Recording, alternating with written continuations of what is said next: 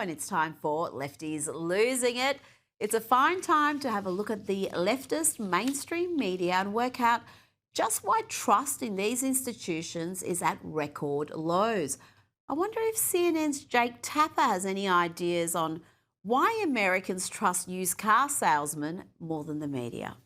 The FBI finally announced that they had arrested a suspect accused of planting pipe bombs near the Republican and Democratic National Committee headquarters the night before the January 6, 2021 Capitol attack. Brian Cole Jr., a 30-year-old white man from the D.C. suburbs, is charged with transporting an explosive device. Say what now, Jake? A 30-year-old white man from the D.C. suburbs? That's what you said. Is this a white man, according to CNN?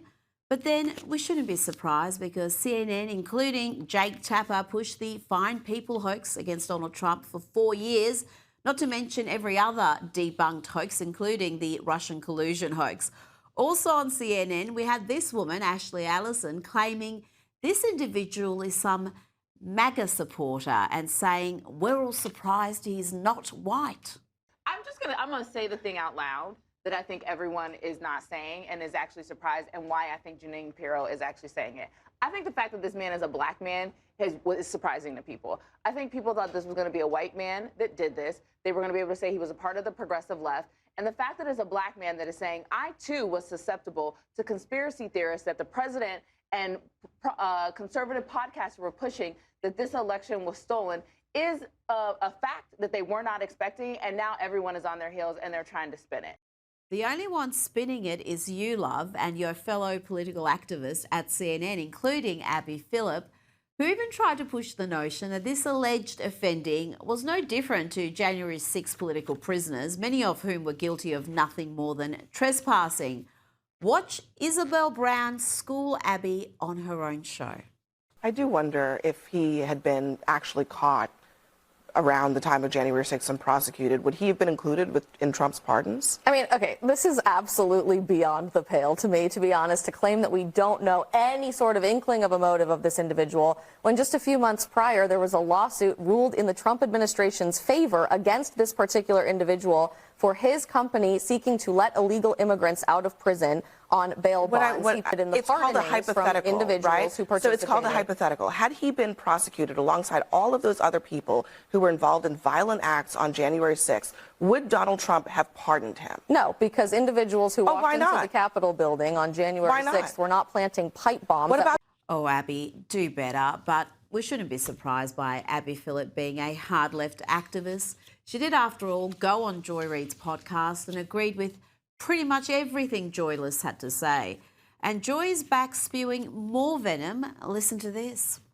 And, you know, having been inside of a Republican National Convention and had that vibe from a senior citizen, someone's grandma, but whose glee was directed towards some of the most heinous ideas you could imagine, right? You know, sort of gleeful towards sort of returning to 1930s Germany, not even the United States. Like, I know that it's real. I actually think that what those people wanted and what Donald Trump is delivering is ethnic cleansing. You know, that woman needs a padded cell and a straitjacket, not a microphone. Reminder, Joy is so loopy and hard left that even MSNBC sacked her. But for Abby Phillip, she's perfectly sound. And let's not forget, Abby Phillip also had this next shrieky charlatan on her program. Not only is Jennifer Welch uniquely awful and hate-filled, she's also a bald-faced liar. Elon Musk, who I want to remind everybody that's against immigration, is a immigrant. I just think it's really important that we remind everybody all the time that Elon Musk is a immigrant that doesn't pay taxes, who is a parasite off the American taxpayer. Oh dear, every American knows Elon Musk is an immigrant, Jennifer. But did you just claim that the man who provides hundreds of thousands of jobs and contributes tens of billions in salaries is a parasite? The man who went into space to rescue astronauts is a parasite. The man who spent over $40 billion to buy Twitter to help preserve free speech, it wasn't a business decision. He's a parasite? As for your lies about Elon not paying taxes, the truth is Not only does he pay tax, including personal income tax, but it's the most tax anyone has ever paid in the US, around $12 billion, and that was just in 2021.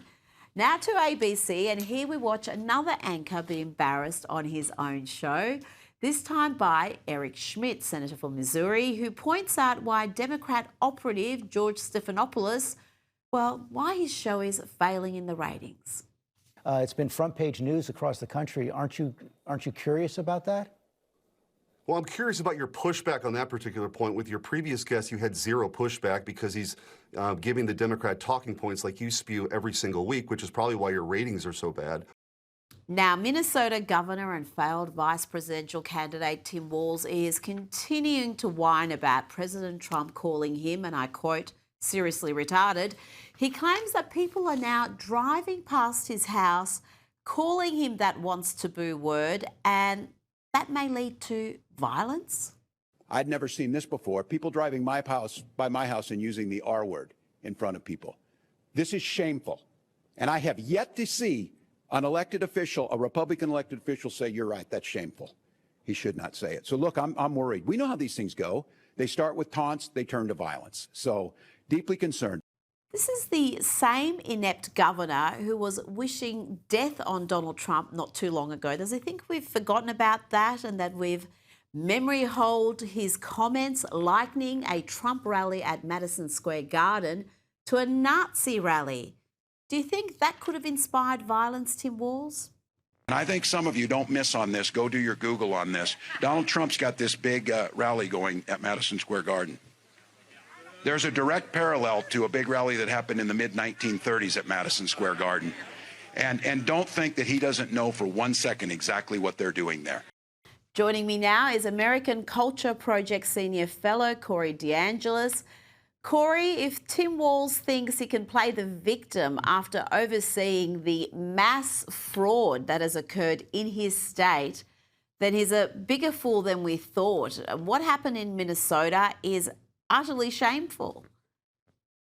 Yeah, look, he's trying to deflect here. He's a total failure. He's a political failure. Speaking of violence, he was basically the death knell for the Kamala Harris campaign. They committed political suicide when they picked Tim Walz to be VP. I mean, he's a who thought he was going to mobilize the young male vote, for example? Tampon Tim. That's the perfect person to pick in order to get Trump into the White House. So good job, Kamala Harris campaign. But yeah, in Minnesota, they had $300 million that was supposed to go to kids to feed them during the COVID era, and it was fraudulently spent, apparently. So Tim Walz is obviously trying to deflect here.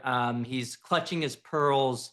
For him to do a press conference about this, and oh my goodness, Trump called me the R word. That only really upsets you if it has a little bit of a truth to it. So maybe he's admitting something personal about himself. But I think the real story here is that he's trying to deflect. He's clutching his pearls, trying to point at Trump and trying to whip up the base against his political opponents. But this responsibility falls on him. This happened under his watch with the fraud in his state. And look, he's a political failure. So hopefully people will forget about him sooner than later.